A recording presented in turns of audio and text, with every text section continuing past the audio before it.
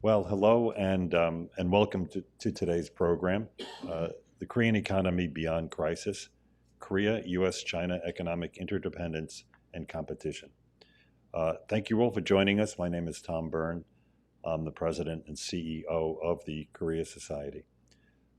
Minister Chung will cover a lot of ground tonight, but we'll start off with the looking back at the 25 years ago at the anniversary of the debt restructuring by Korean banks with foreign banks in the first half of 1988, an event that deserves our attention because it was a pivotal turning point after which Korea started to regain foreign investors' confidence, and thus to catalyze the country's rapid recovery from the severe economic dislocation caused by the onset of the Asian financial crisis in the final months of 1997.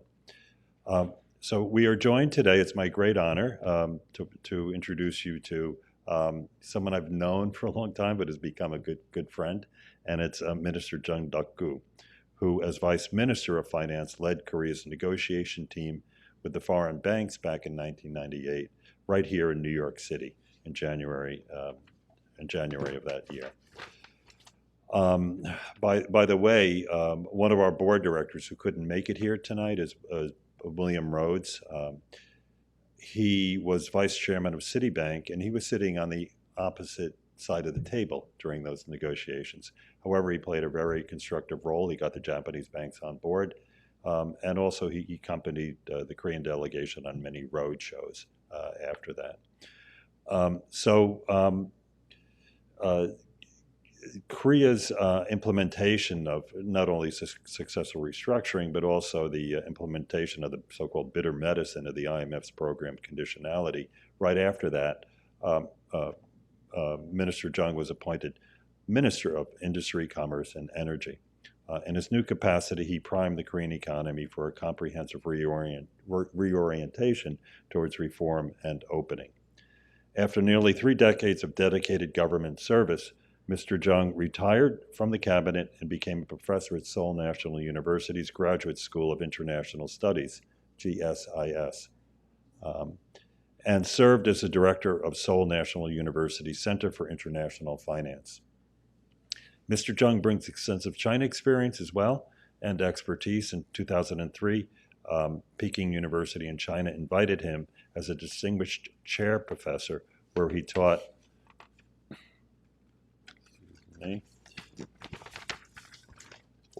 Korean economic development and open door policy. In 2005, he served as a visiting professor at Renmin University of China in Beijing, where he taught courses on international monetary regime and future prospects of the yuan. On the recommendation of the Chinese government during the early years of Xi Jinping's first term, Minister Chung delivered a series of special lectures and academic seminars alongside policymakers and high-ranking officials from 16 government departments. Currently, Minister Chung is the founder and chairman of the NEAR, the NEAR Foundation, based in Seoul.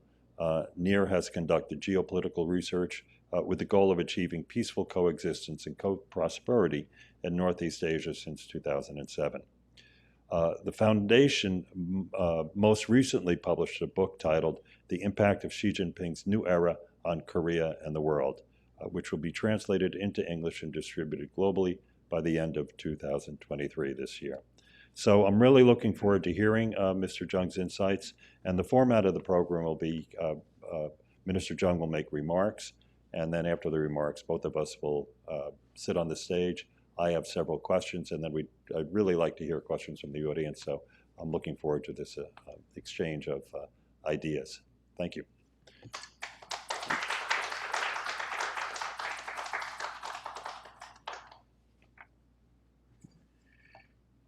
Welcome, everyone, and good evening, ladies and gentlemen. Today, I'm very much honored and delighted to be here at the Korea Society in New York. Especially, I'd like to thank my old-time friend, Tom Byrne, the president and the CEO of the Korea Society, for inviting me. I'd like to discuss the global economy, but I will add some my personal recollection of my old days of 25 years. That was January of 1998. To begin with, I'd like to reflect on my time in New York. Back then, I was deeply involved in the critical negotiations with 13 representatives from over 200 international creditor banks. But the counterpart was a government officer, because any bank in Korea cannot represent the banking society at the time. The outcome of negotiation would very determine whether the Korea could escape the dire financial crisis and how much suffering the Korean people would have to further endure. During the negotiation, the Korean government successfully reached an agreement. It takes around 17 days from 13th of January to 30th, the 30th of January, around 17 days. But at the time, at the end of the last minutes of our negotiation, at the time, there was a very shocking international news. That was declaration of Indonesian bankruptcy moratorium. At the time, I was very firm. I asked the representative of international banks, anyone did not receive any $1 of interest payments from Korean banks during the last 40 years.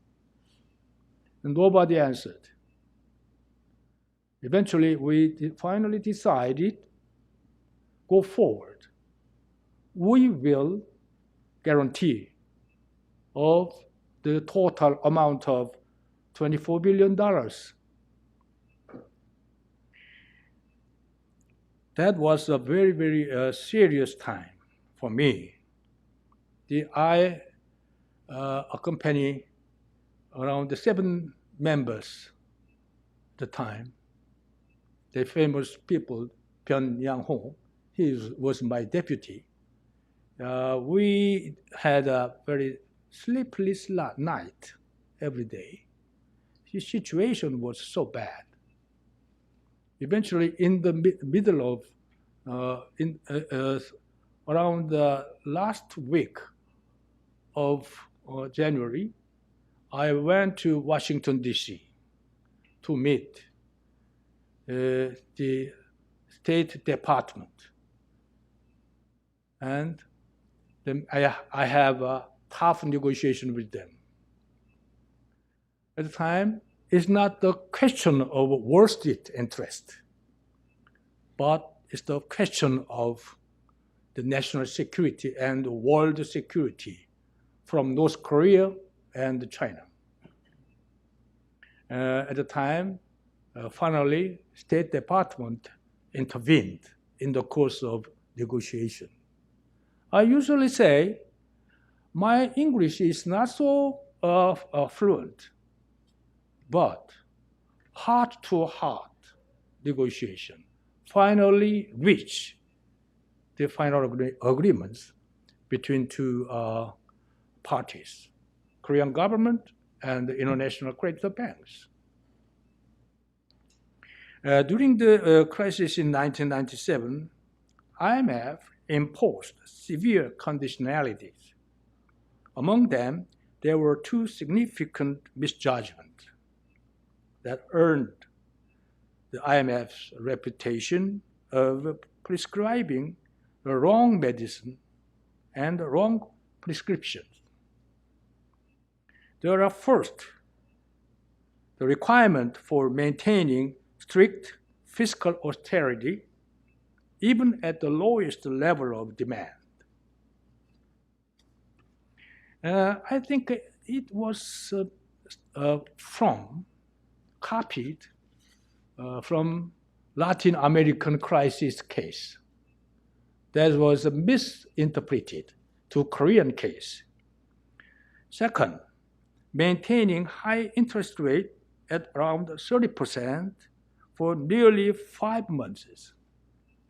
We have only one case in the world, Sweden crisis. At the time, the temporary interest rate was 580% for 3 days.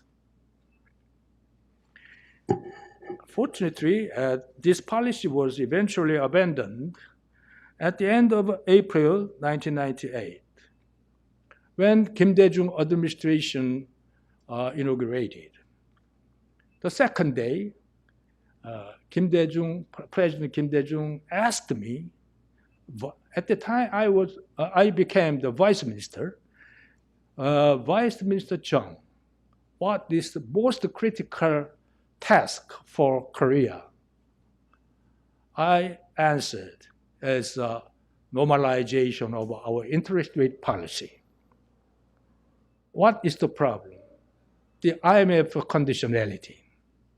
You must consult with the IMF because in international creditor banks and international credit rating agencies restored our credit worthiness. That's why you have to have a final dialogue with the Gangdusers and Stanley Fischer.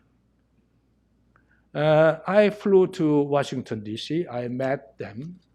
At the time, when I met Stanley Fischer, senior vice president of the IMF at the time, I asked him, what is the abbreviation of IMF?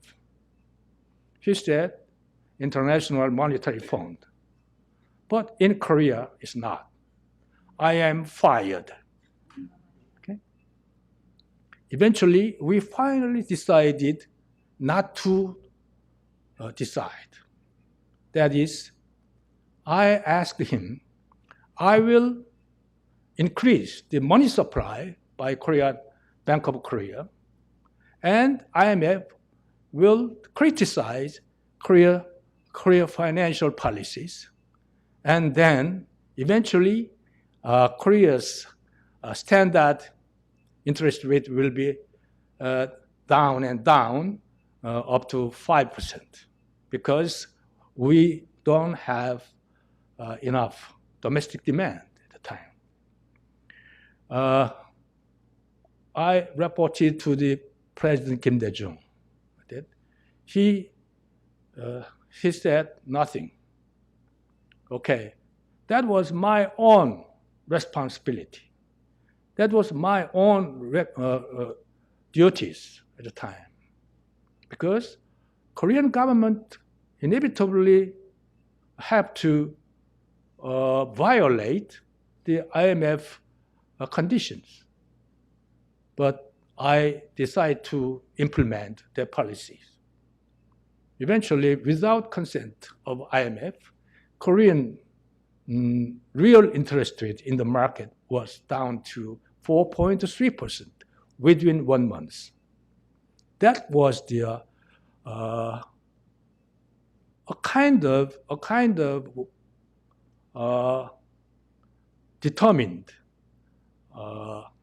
determination of a Korean people state. I think that was a similar, at the timing was a little bit different, but Korean people launched the gold collection campaign at the time. At the time, IMF could not criticize of my violation of IMF conditionality at the time. That winter of 1997 and 1998 was exceptionally cold, like the winter of 1950 of Korean War. My intention is not to blame anyone or highlight the failure of IMF policies. Instead, I want to acknowledge that Korea survived this painful ordeal and emerged as a resilient and strong economic actors in the world. When negotiating on sequence and speed in openness, my American partners often said, "The early bird catches the worm," and good medicine tastes bitter. I sometimes found it discomforting. But in hindsight, Korea was indeed the early bird, needing to endure the bitter medicine for a more mature economy. However, unprepared early opening could bring a country on the brink of financial crisis. As I stand again here today, the memory of that bitter winter and my thick overcoat, and the negotiation process with my notebook all come vividly back to my life. I feel an obligation to address this fundamental question. Why did the foreign exchange crisis in Southeast Asian country spill over to Korean economy? Was it due to political reason, like a presidential election? Or were we simply unprepared, like a firefighter without enough water and equipment? Was it a failure of exchange rate policy or the industrial policy? There are many varieties of deliberation during the time. Since the crisis, I spent years trying to find answers to this question. That's why I became the director of International Research Center for International Finance in Seoul National University. This effort resulted in the book, The Korean Economy Beyond the Crisis. That book was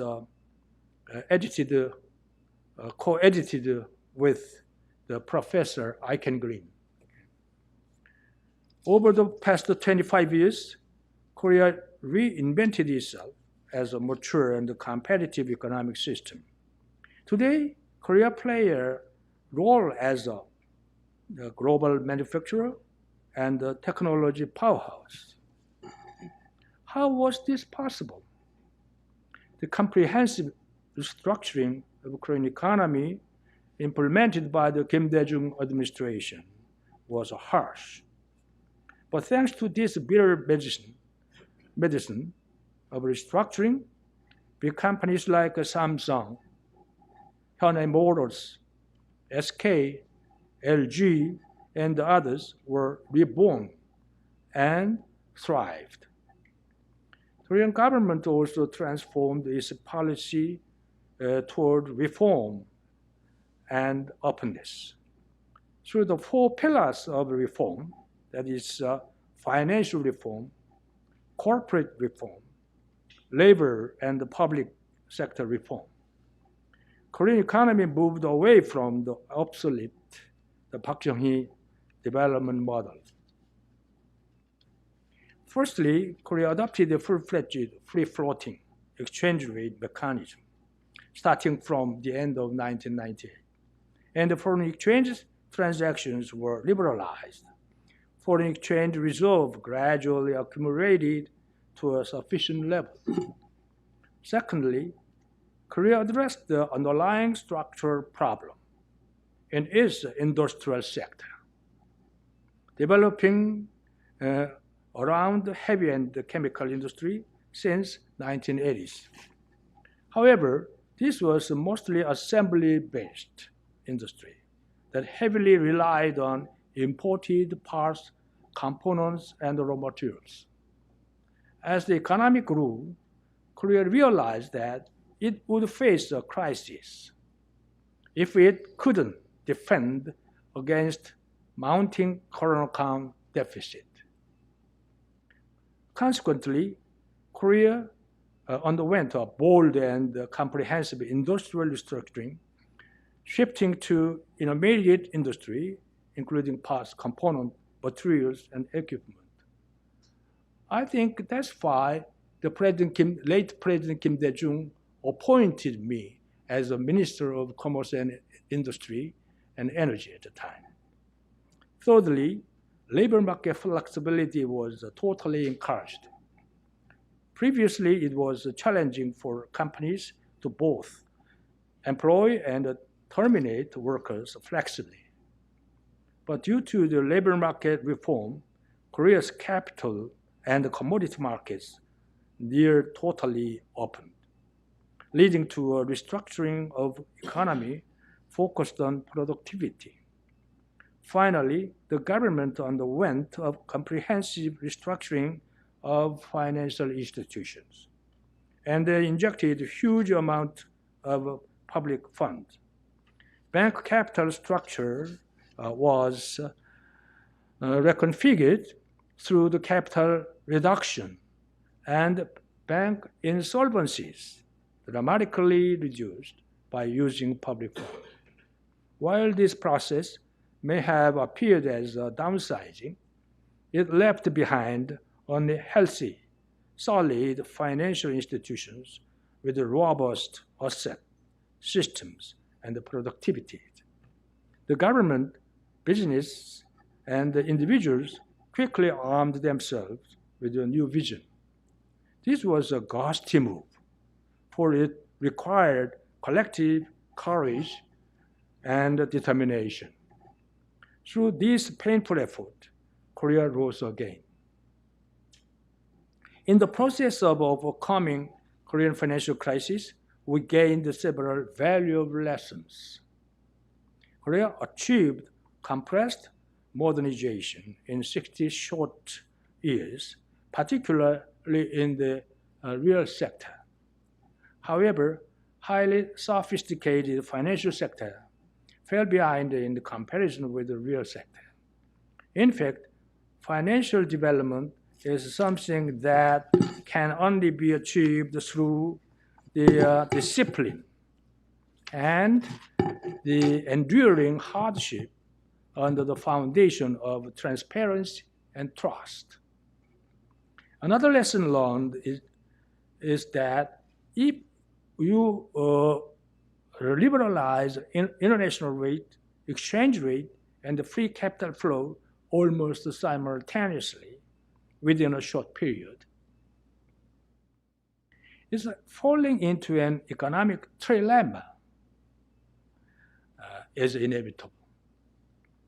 Later, we realized that interest rate liberalization should have come first, followed by the exchange rate liberalization. Particularly, long-term capital should have been opened before short-term capital. Accordingly, determination of a balanced combination of sequence and speed of liberalization is the most essential art of the open door policy, especially in the financial sector. Financial system can change, although difficult. However, transforming system, customs, practices simultaneously almost impossible.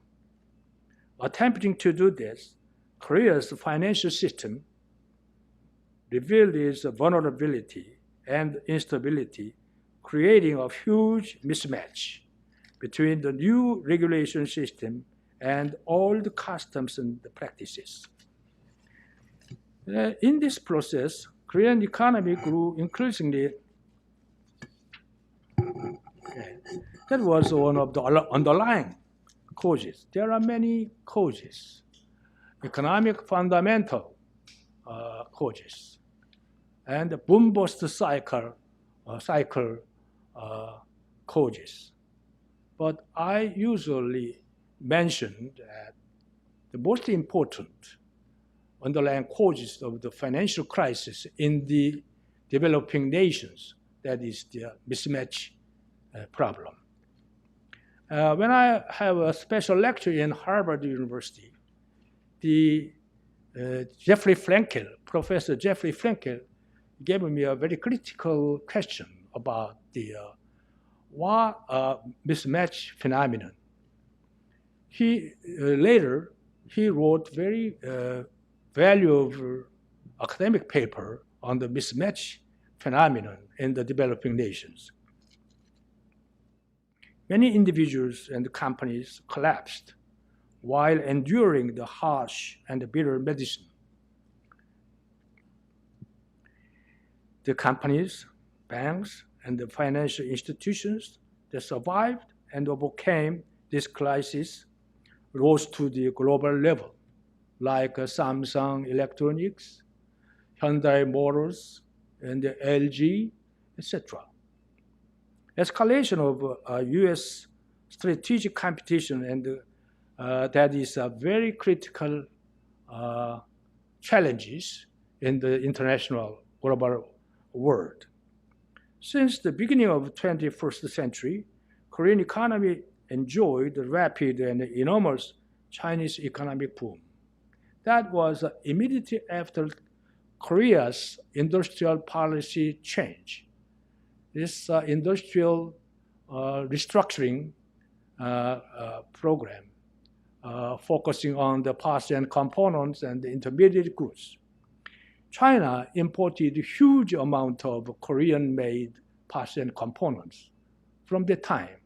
That was immediately after the global economic crisis time. Korea's industrial restructuring and the highly productive manufacturing industry greatly benefited from China's economic development.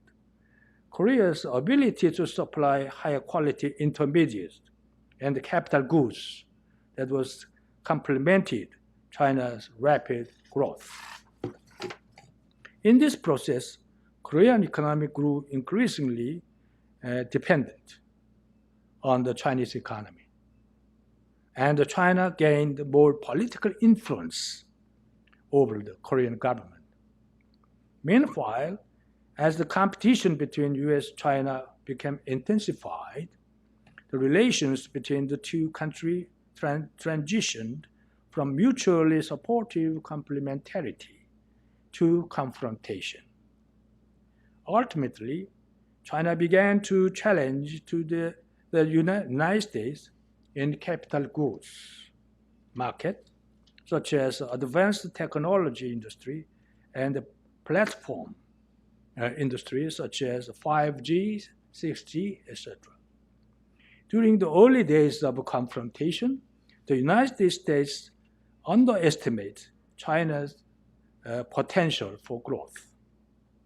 In fact, the rise of China as the world's second largest economy benefited primarily from the US-led globalization and the neoliberalism and the free trade. As China's economy expanded rapidly, its market influence spread like a wildfire. If Mao Zedong peered through a keyhole to look at the world, Deng Xiaoping opened the door to see the world. Jiang Zemin climbed up the mountain to see the world. Now, Xi Jinping is looking down from the outer space through the satellite. The United States belatedly perceived China's expansionism as a significant threat to the national security. Especially after Xi Jinping assumed the leadership, the United States has taken a more confrontational stance and actively sought to counter China. Recently, Xi Jinping seems to be attempting a major structural adjustment of the economy.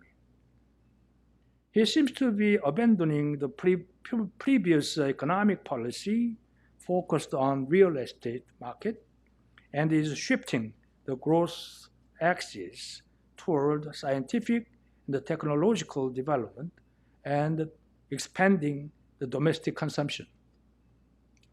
This marks a significant turning point in China's economic development strategy.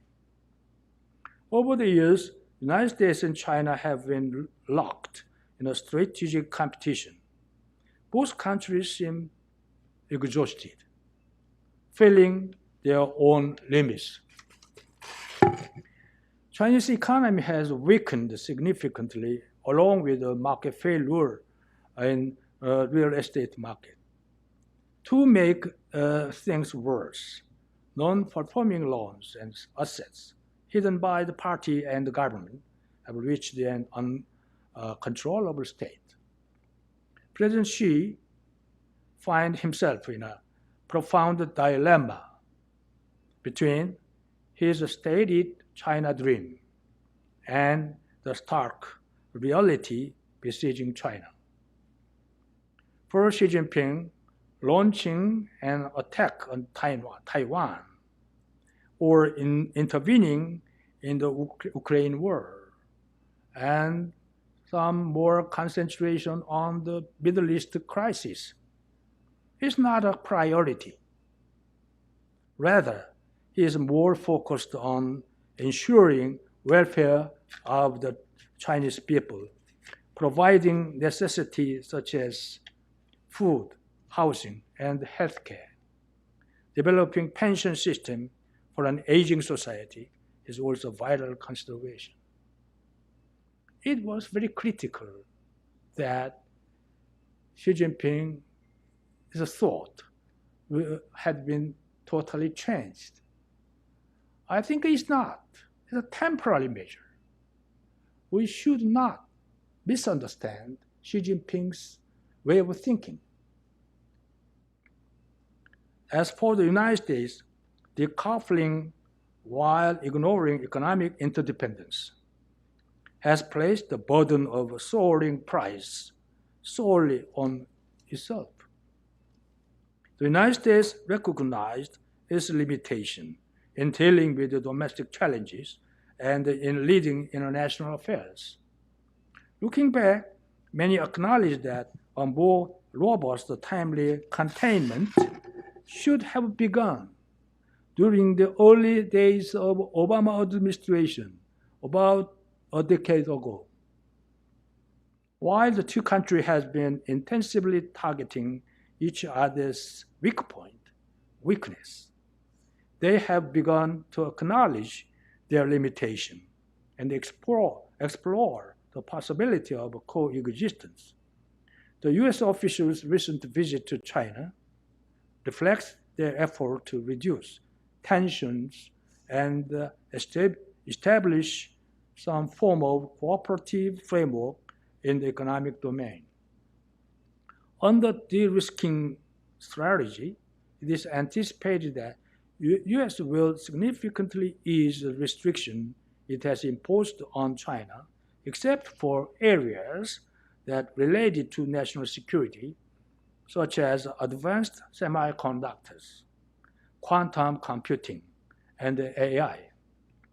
It is now time for both nations to step back, avoid extreme confrontation, and respond to the reality.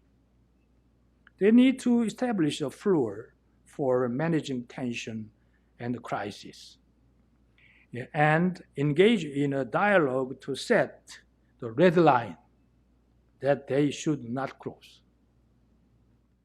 The United States needs to support the allies more than ever, even though they are on the same boat with the United States. Each ally has its own national interest to safeguard and the domestic constraints to cater to, making this cooperation with the United States complicated. How the United States can coordinate the differentiated national interest among U.S. allies. At this time, the most relied upon and trusted cooperative framework for the United States is a trilateral security cooperation among Korea, United States, and Japan.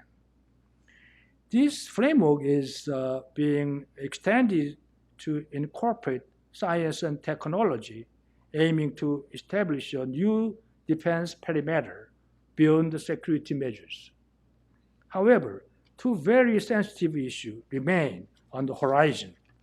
First is an internal debate in Korea regarding the North Korean nuclear deterrence. They say it's not enough. It's not enough by United States. It's not enough by Camp David Declaration. They want to have their security deterrence measures by alone. The other challenge is the industrial complementarity between the United States and Korea, as well as the prospect of a Korean semiconductor industry in the chip world. Amidst economic interdependence, the relationship between the United States, Korea, and China will revolve around competition, conflicts, and negotiation, paving the way for a new order. However, in the process, Korea finds itself in a significant dilemma concerning its relationship with China. Korea stands at the crossroad.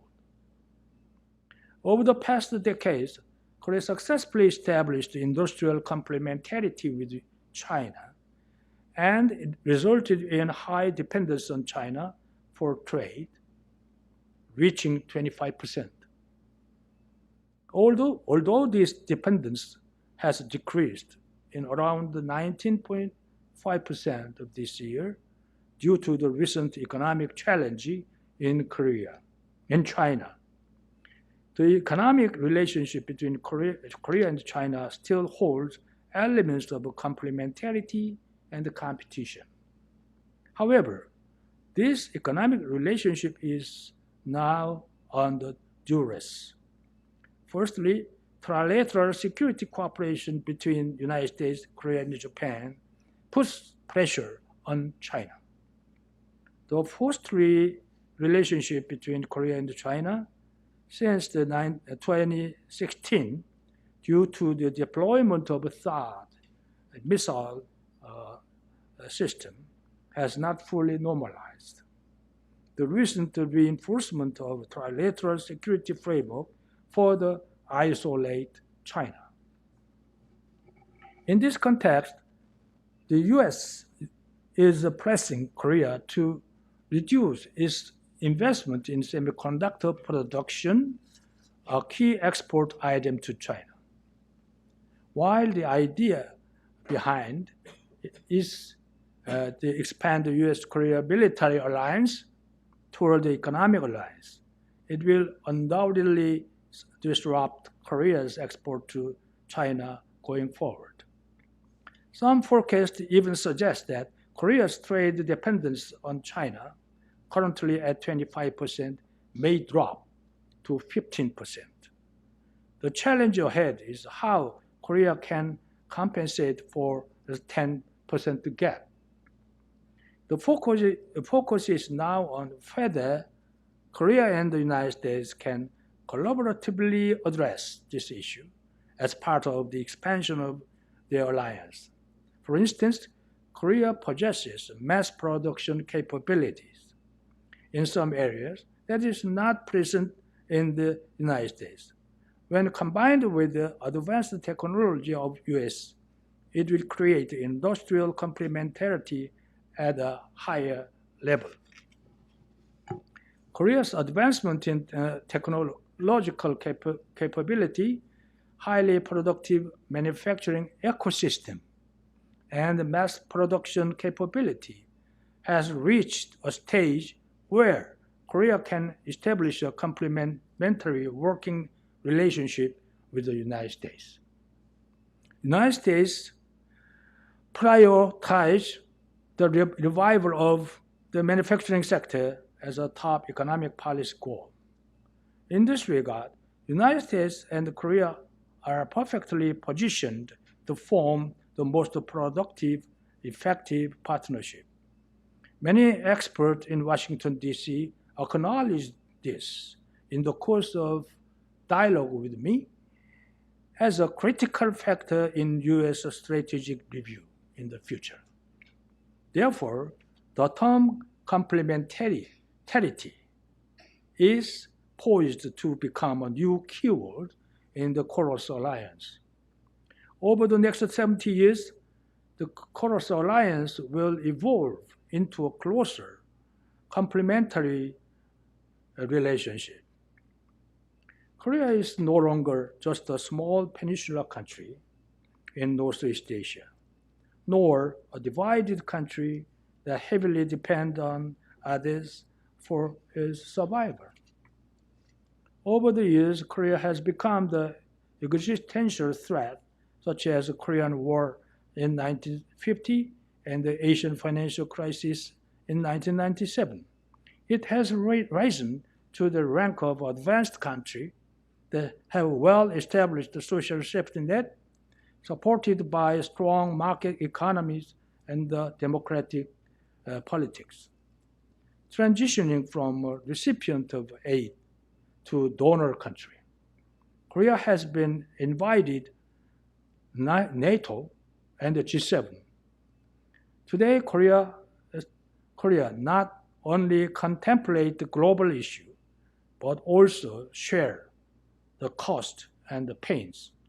However, I think advanced country is not an adequate name for Korea. Rather, I would say Korea is yet an advancing country.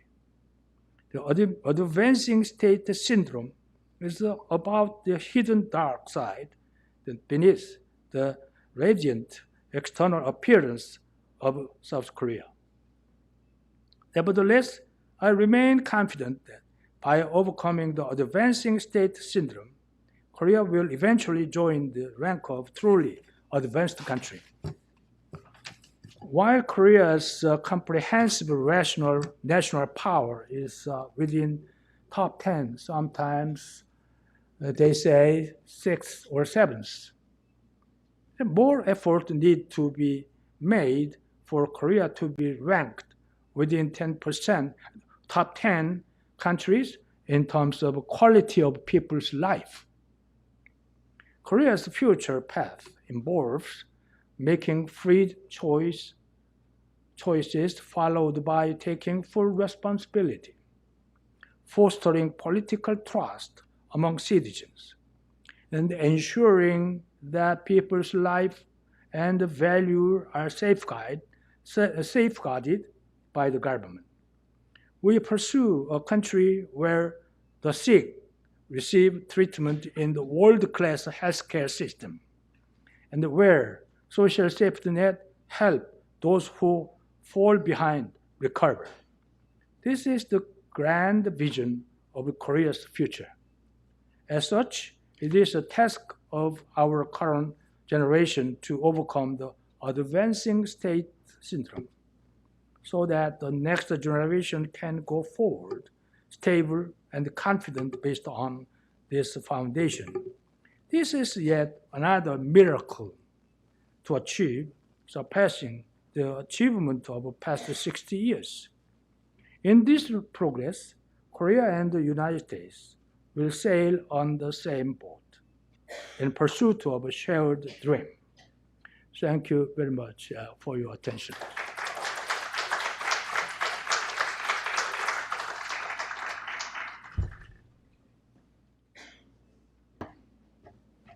Well, thank you for your, to warm us all up with your thoughtful comments.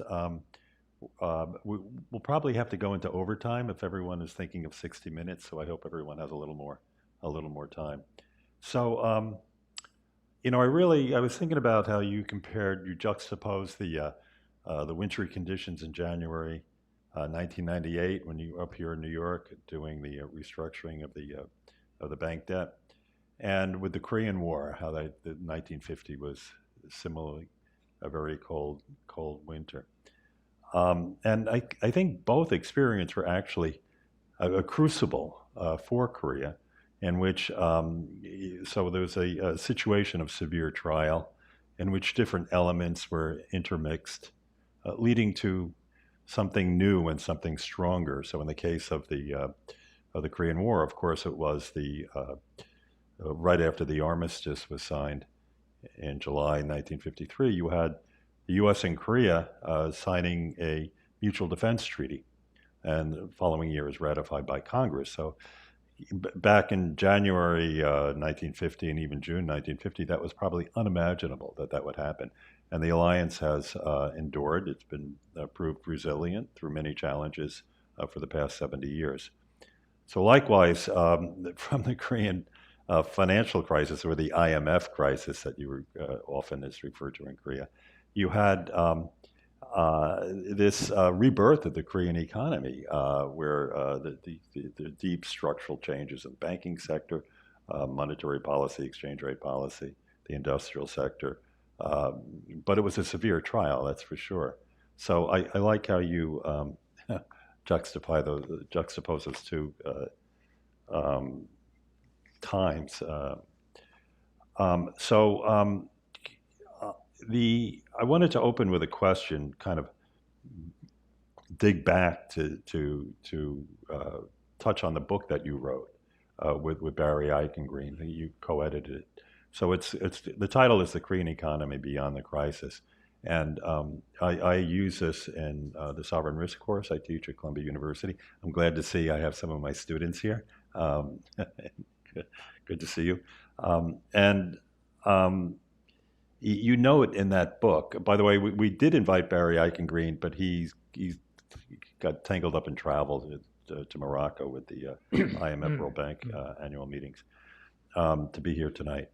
But you note in the book that at the deepest level, it was a tension between when you say, what caused the crisis? Why did this crisis spread from Thailand to Indonesia to Korea? So you note that in the book that at the deepest level, it was a tension between institutional inheritance and current economic circumstances that was the root of the crisis. Having exhausted the scope for growth through catch-up, Korea needed to move toward a more flexible, innovation-friendly economic model. Yet its chaebol, bank, government-centered arrangements remained locked in place, placing the prospects for continued growth at risk. It was this tension that set the stage for the crisis that erupted at the end of 1997. So my question is, and bringing in your knowledge and experience on China, are there parallels with China's current economic situation? Perhaps in the case of China, it's the state-owned enterprise, local government financing vehicles, state-owned bank, and government-centered arrangements that are contributing to the slowdown in China's economic growth, which is forecast in the IMF's latest World Economic Outlook to ebb to 4% in 2024. So is there a deeper crisis that lies ahead for China? And perhaps what also makes me think of that, so back in 1997, you had in Korea the Sami Steel and the Jinro bankruptcies, which surprised everybody, surprised the government. And in China now you have the property developers, the Evergrande and Country Garden property developers defaulting on debt. Their share prices have collapsed. Are these the canaries in the mine in China signaling a lurking countrywide financial stress, perhaps similar to Japan's lost decade in the 1990s? So how do you react to that? Actually, we have to decide between two. One is totally socialist economy, like North Korean economy or something like that, totally controlled by the government. The other is the market-based economy. The China is in between, okay? When the Deng Xiaoping regime was inaugurated, they announced that the new promise of division, politics and economy. That was a very fresh message to the rest of the world. Every entrepreneurs rushed to China for investing and trade. But all of a sudden, upon the Xi Jinping era, they denied. Politics and economy is totally intertwined right now. That's why there must be a very high level of uncertainty and unpredictability in the Chinese economy. That's why I think the Chinese case is quite different from Korea. We were moving toward the internationalization and the globalization. But China was in between the government and the market economy and the mixed. And they announced the separation of domestic politics, communist politics, and global economy. But they denied now. How can we enter the Chinese market? It's a very serious issues. And second, I think they do not know what is the reality, real contents of the market. Market is really a very soft entity. The debt is hard, but the life is very soft. Okay? The dead wood is hard, but live trees is very soft. But the Chinese design for national development strategy was wrong at the initial stage of development because they denied the very fundamental promise to the rest of the world. That's why many Western big entrepreneurs, investors are lingering around whether they repatriate their money from China or not. Some of the Korean big company, semiconductor industry, asked me my advice. The time I usually say, economy is a live animal. That's why nobody knows what will happen in the next following years. Please remain as it is. But inside my mind, there are lingering questions about the Chinese economy. Because on the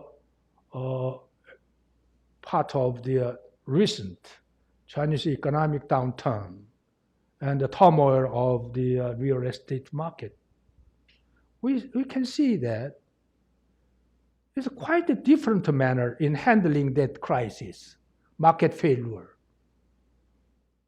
Xi Jinping's opinion, attitude is quite different from Deng Xiaoping. Because when the market failure is emerged, government should not pay for it. If market failed, in that case, eventually government purchased the asset. And that asset will be operated by the state-owned enterprises or something like that. But I will give you some proverbs on the market economy. Market is angel.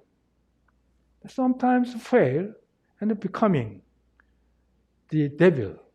Okay? when the government entered the market to control the devil, if government stay too long in the market, in the case, government will become the dictator. It's a very important perception on that.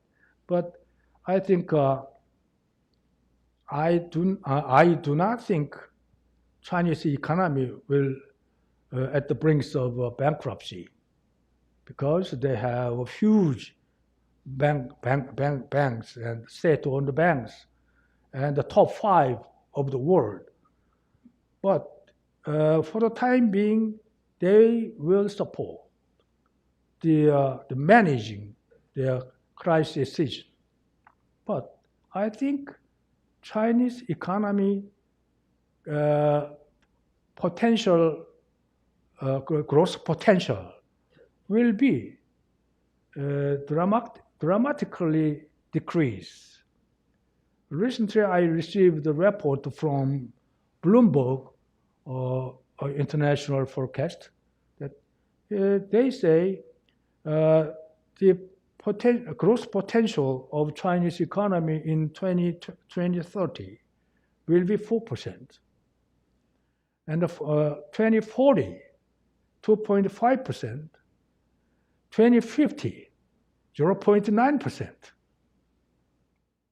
And then, of course, nobody knows. Maybe Xi Jinping, after Xi Jinping regime, who will become the next ruler? I don't know.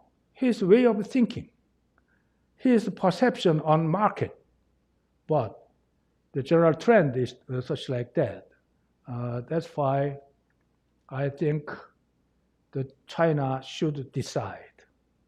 The socialist politics and economic policy will make an enormous mismatch problem in the existing market economic systems.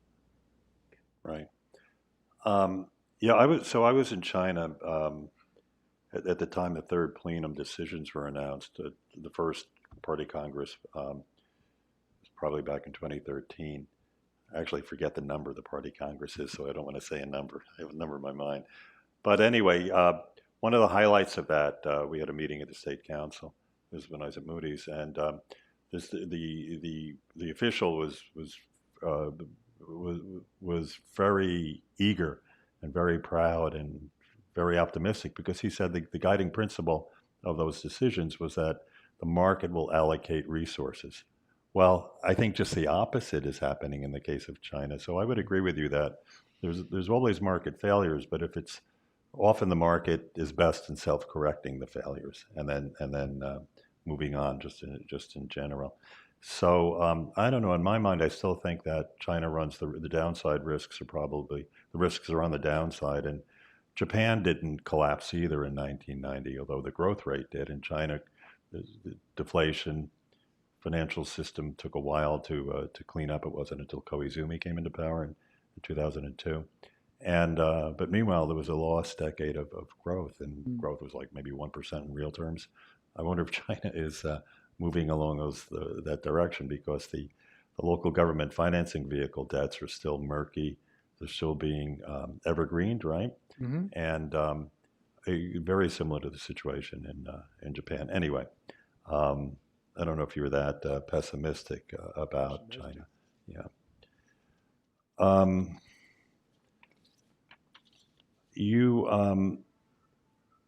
So if I can continue on this topic of the issue of China and bring it up to what we're facing now with the Biden administration's policies.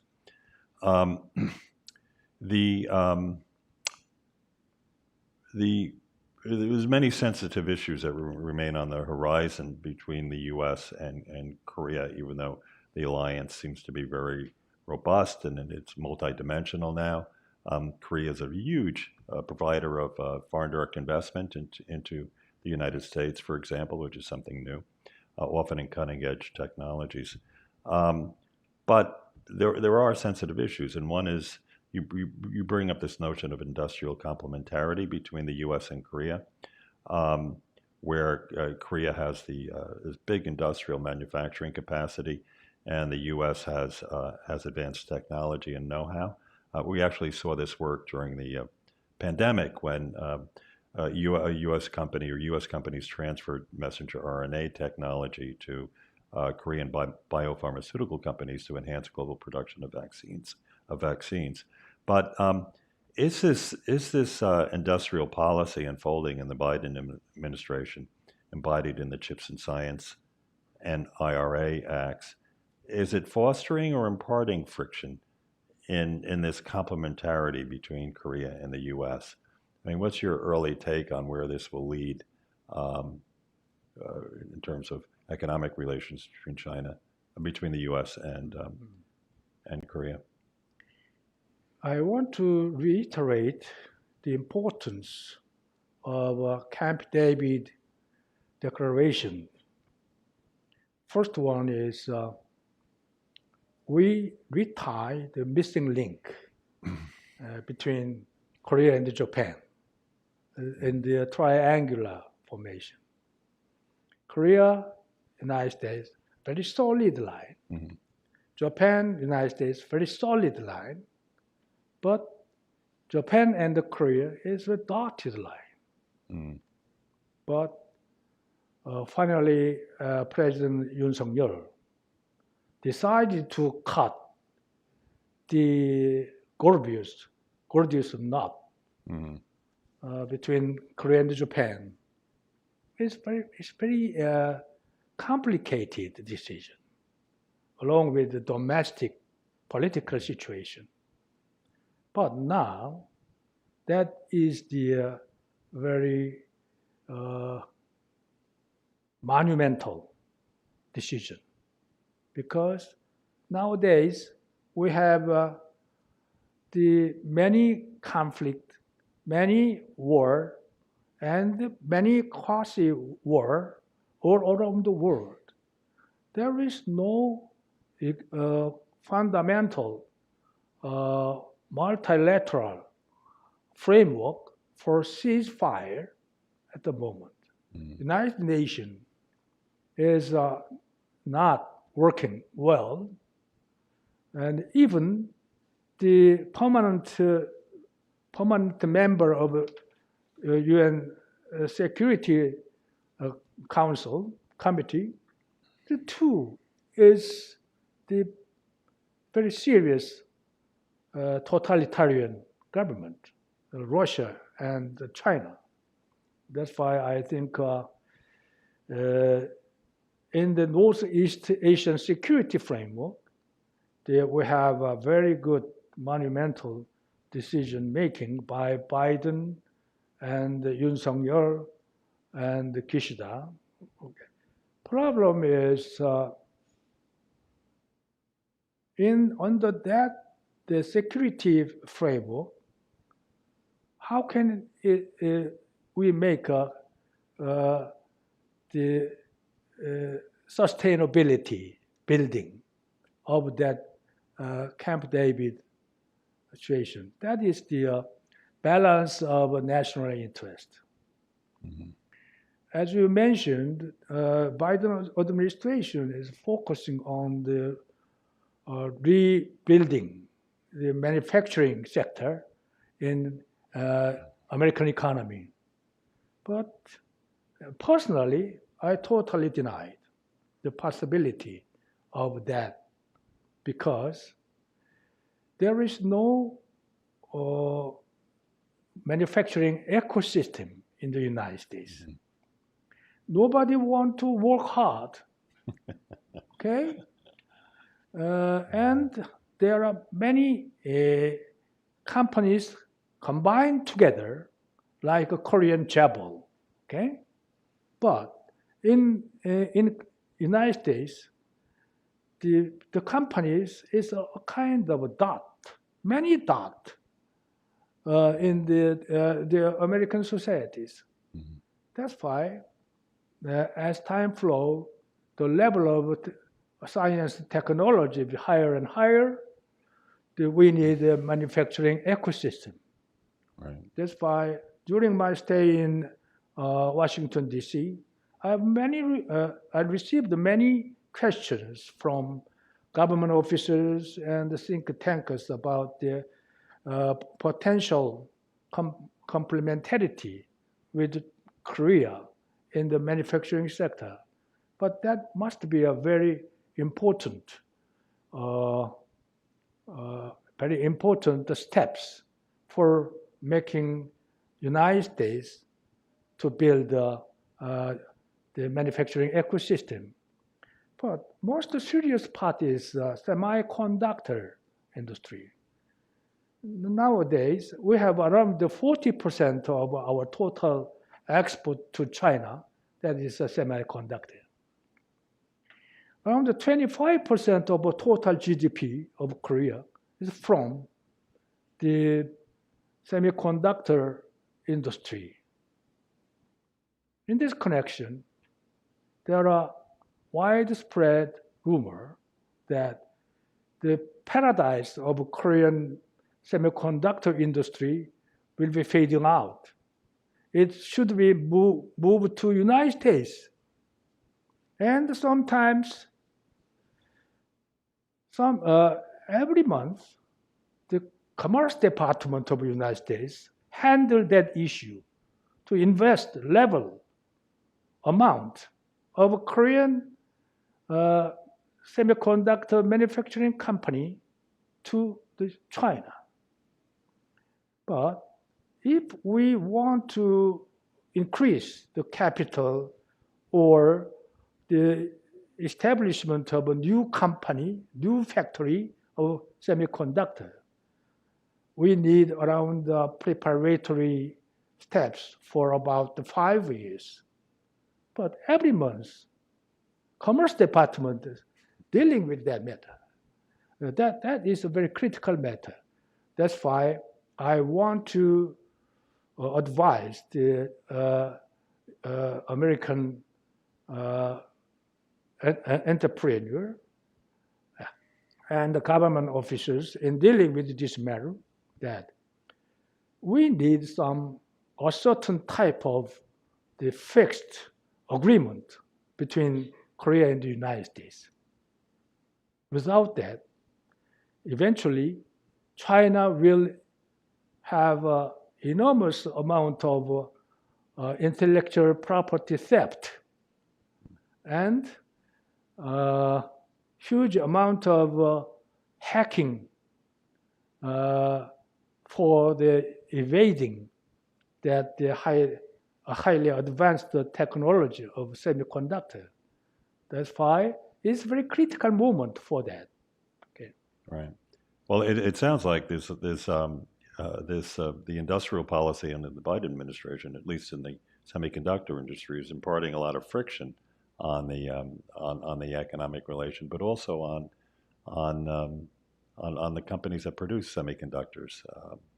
It's almost as if this offshore regulatory, this expansion of American Washington D.C. regulatory powers are applying to trade between two countries that aren't trading with the U.S. It's a new era we're in. I wanted one last question before turning to audience questions. You said something that was really intriguing in your closing remarks about Korea. And I've always thought of Korea, and at least Korea recently, as an advanced economy, an advanced country. And so does the IMF and its global economic groupings. Although, of course, when we turn to the financial sector at large, MSCI, the global index provider, has again retained Korea in the 24-member emerging markets index, rather than an upgrade to developing market status. Setting that aside, why do you refer to Korea as, if you can elaborate a little more, as an advancing country rather than advanced country? Are you mainly referring to socio-political factors, or are you are you really referring to fundamental aspects of the Korean economy? Actually, the many Korean stock ventures investors are nervously awaiting for entering the MSCI. because economically and financially, Korean market is fully qualified for that criteria. But the question is the environmental, in the social, political, environmental, especially North Korean threat, the so-called Korea discount in some areas. But recently we deleted the one factor of Korea discount, that is accounting transparency.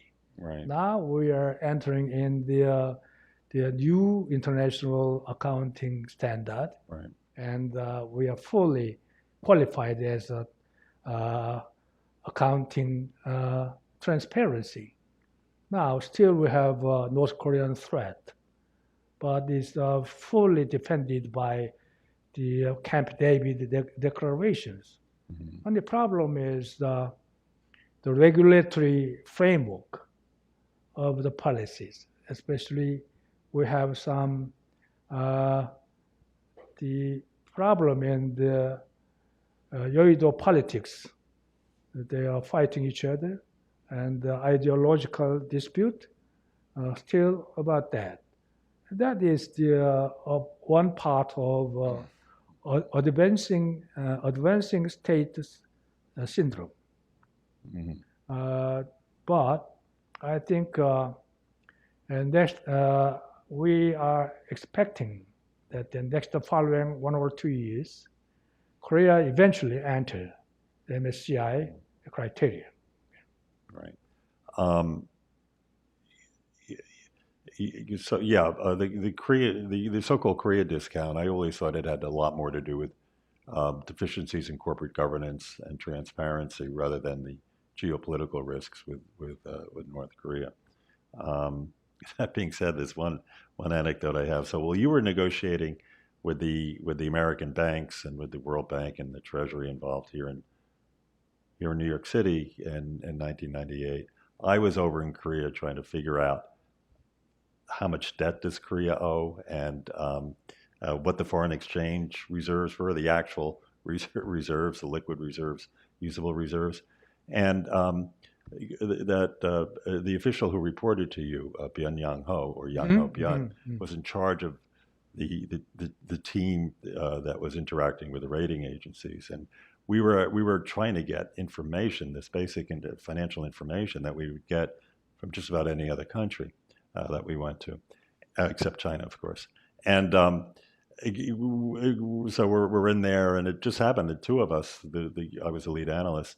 My Korean was much better back then. We could understand the to and fro, and one of the officials was saying, "No, we can't give them that information." Almost like China, that's nebu, or that's internal.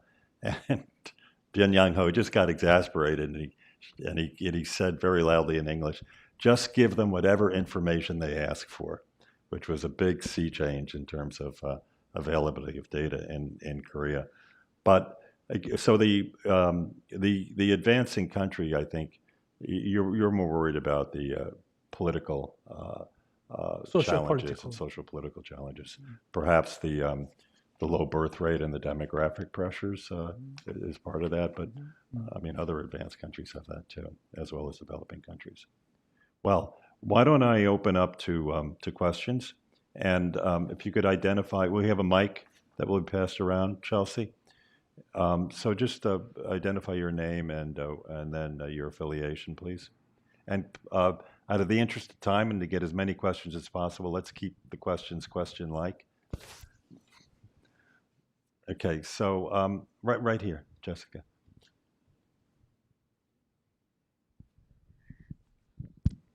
Good evening. My name is Jessica Taylor. I'm a U.S. Forces Korea alum and now at Princeton doing my PhD on semiconductors in cooperation with the defense supply complex with the U.S. and alliances amid crises like the Asian financial crisis.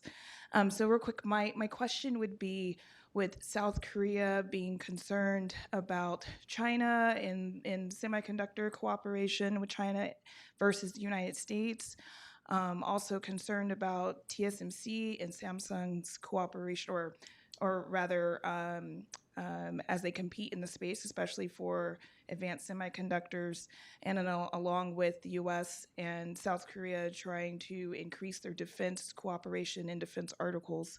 If the Chip 4 Alliance ever gets off the ground, how does South Korea balance all of these things along with the concern about the competition with other industries and partners and China? Okay.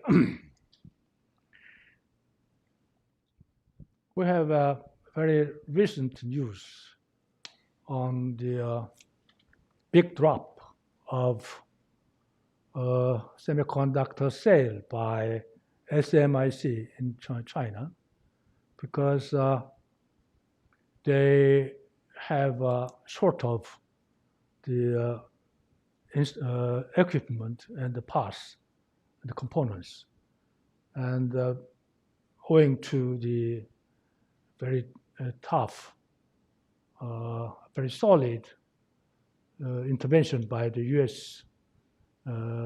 Policy strategies to ban the export to China.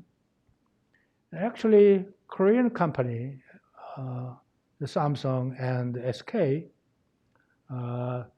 they are very much strictly follow the U.S. directions as a commercial department. They have a day-to-day dialogue between two right now. But I think China may have a special shaking hand with Korea, because recently the Chinese government are very much eager to shake hand with Korean government, and they want to participate in the Korea, China, Japan triangular summit, maybe possibly during the December or something. But I think the China cannot produce the cutting edge level of semiconductor by alone without having the transfer, technology transfer from the Korea or United States. That's why Xi Jinping's is very much a difficult time to persuade domestic entrepreneurs, because they have a complaint, and the domestic entrepreneurs strong complaint on Xi Jinping's recent decision and confrontation with the United States. That's why United States have thought that the last resort of the curbing the China's expansionism is just the semiconductor. The quantum computing and the AI, China is well developed, almost the same level of the United States right now. But question is cutting edge semiconductor in the future. That's why the United States have a very good combination of strategy. On the one hand, have a strong tie with allies, especially with the European Union. European Union do not want to follow exactly the U.S. Commerce Department's direction. They want to diversify, differentiate their market instead of China concentration. But Korea and Japan and the Netherlands, they, of course, Netherlands is belonging to United Nations, European Union, but they have a good combination policy combination with the United States. That's why, in short, I think China's semiconductor industry will be totally diminishing next following years. That's why they are very much concerned about the new floor to dialogue with the United States, and for make easing their regulation and the ban to ban the export to China by Korea and Taiwan structure. That's why I think I don't know what will happen in the future, but in my understanding, United States share a lot, shake hand with China in the field of cutting-edge semiconductor industry. So that's why there's China look at the Korea as some weak connections, as they concentrate their Korean enterprises. Sometimes many of Chinese officials, Chinese entrepreneurs, they abide by the meeting with Samsung Electronics employee technicians to make a good solution for tracing the new high-tech technology from Korea. But Korean government is very firm not to leak any kind of cutting-edge semiconductor industry technology in the future.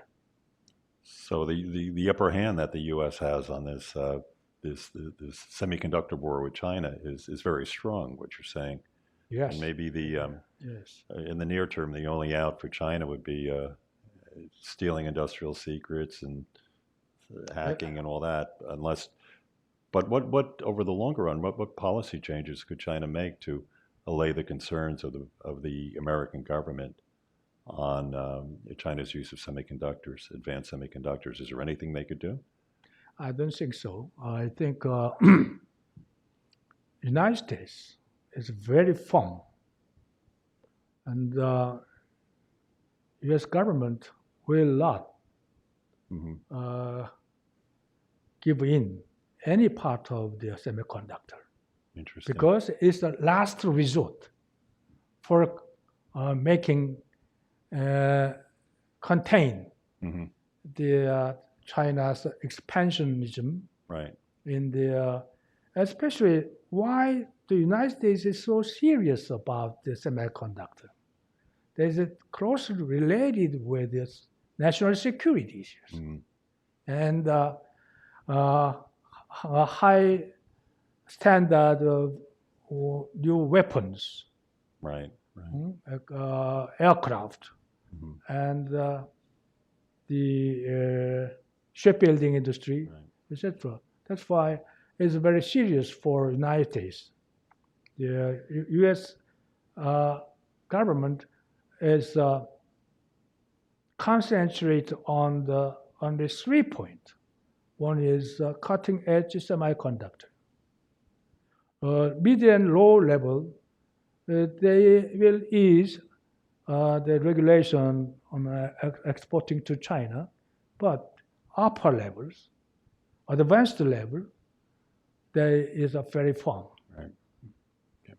Maybe we can get one or two more questions. Please raise your hand if Ron. Yeah, but it's coming.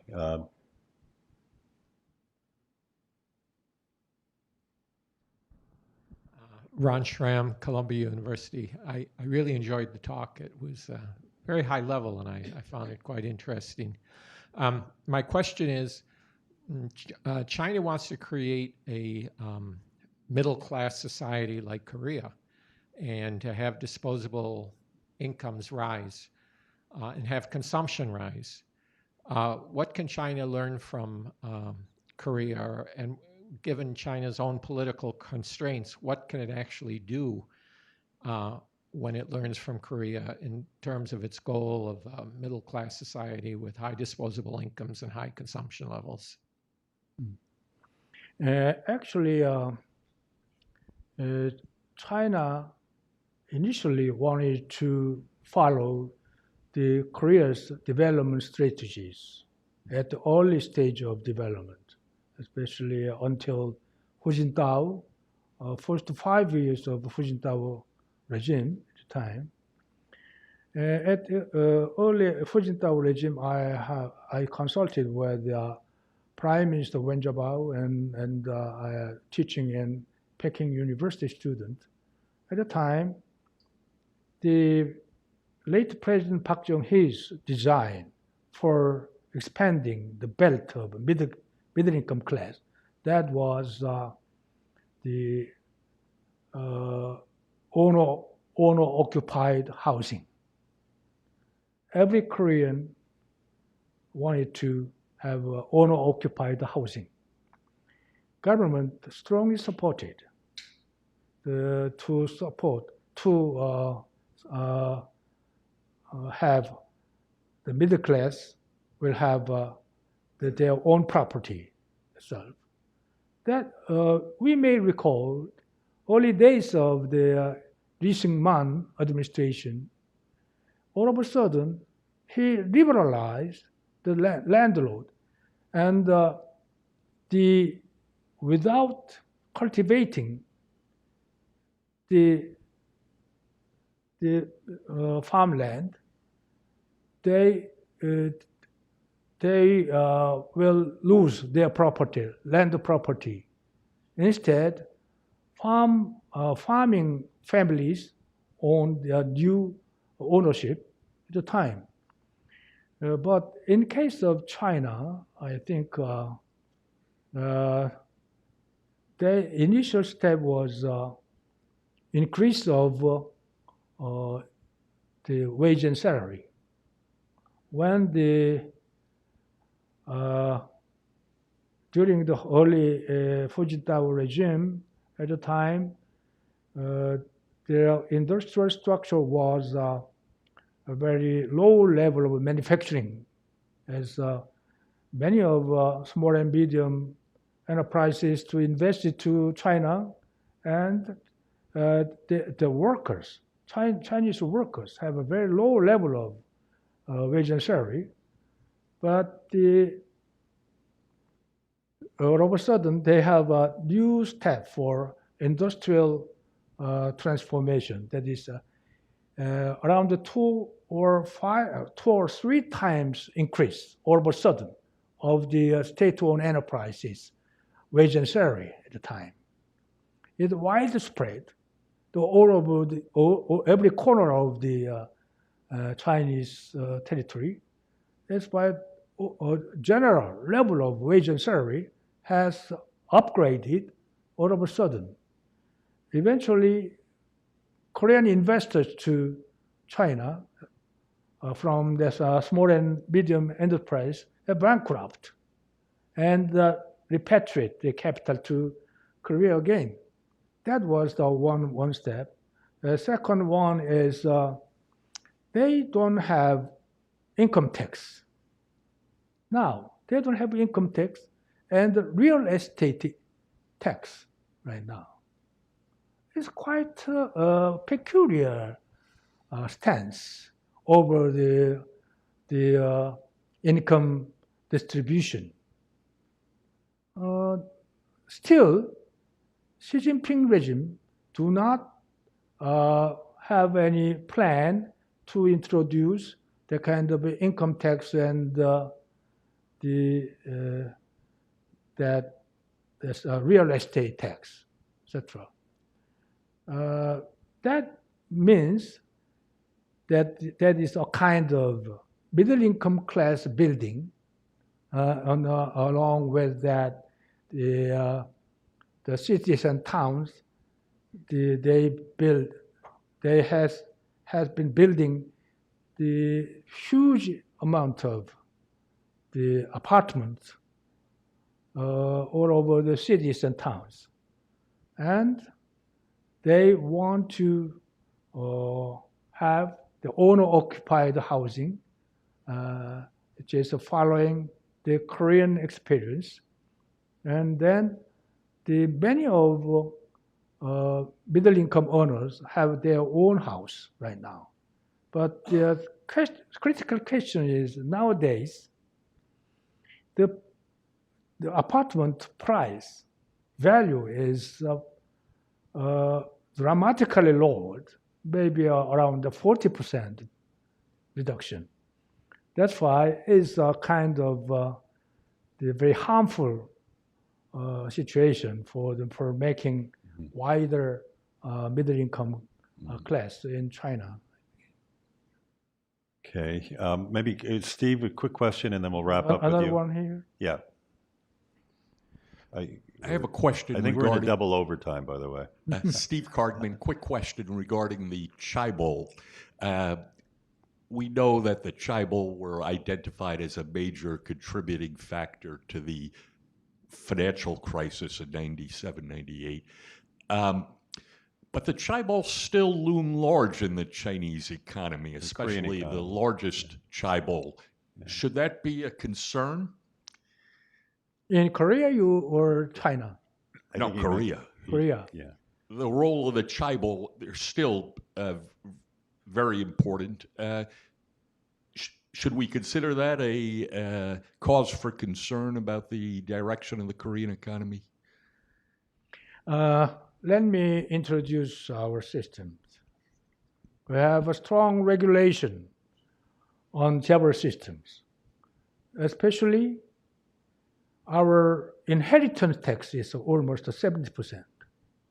That's why when Lee Gun-hee, of a Samsung owner, died, he donated almost all of his inheritance, and some pictures and some stocks donated. As time flows, Chaebol will be perishing out in Korea. As Lee Jae-yong, the new chairman of the Samsung Group, announced that he will not inherit the ownership of Samsung Group. In that, Korean Chaebol will be another big company, just a big company, not Chaebol, and separate and distinct accounting unit. Okay? Without owner, the Chaebol system cannot be survived in the future. I know some of Chaebol owner, but they say they do not want to inherit their property to their son or daughter, because I am expecting that the new mood of the donation of Chaebol owners to a neo foundation or some think tanker in the future. Maybe we could have a Korea Society Foundation. Korea Society Foundation, okay, too. Okay, well, thank you all, and thanks for your for staying. I think we have some food, right, for those who want to stay. The usual mandu, dumplings. Thank you. Thank you. Thank you. Oops, I forgot about this.